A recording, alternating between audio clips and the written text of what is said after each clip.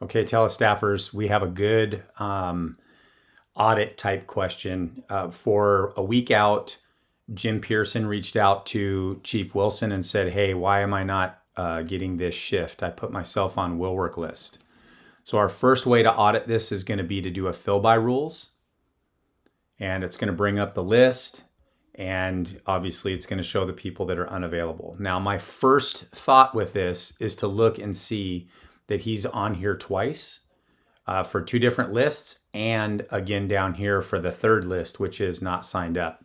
So what this tells me just by looking at this is he was contacted, on the not signed up list, and then he probably put himself on will work. Now, the way that we can check that is we can audit. We're going to click on this first one and we're going to audit it.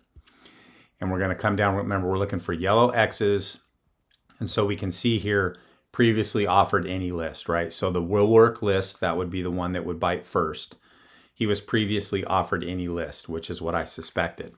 So the next thing we're going to do is we can look at the contact log for this particular call, and we can come down and look for Jim. We'll hit this plus to see all of them, right? And we can see here that he skipped this, and this was on the not signed up in city. Now, the biggest thing that the guys and gals on the floor forget is that once you've been offered a position, you're not getting offered again. So even if you put yourself on will work, that's not going to trigger another call to you. So basically, skipped means he did not accept or deny it. He just took a look at it and kept on going. But we can see here on the earliest one, it was initiated on the not signed up. So then we can look at the time, right? That happened at 8:30 this morning, which is, what we would expect. So now let's go over to Jim's calendar and let's see when he put himself on will work. Because it would have been reserved for him as a not signed up for a full 24 hours.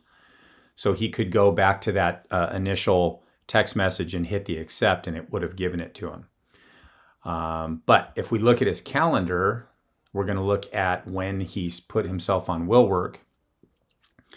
That was for the 3rd. And we can see he's been filled.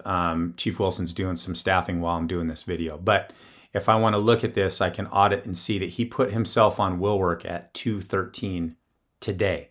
So it had already gone through the lists. So by him putting himself on will work, that does not give him any more offers for that particular position. Anything else that pops up, he might get an offer if he had already not been given an offer from another list.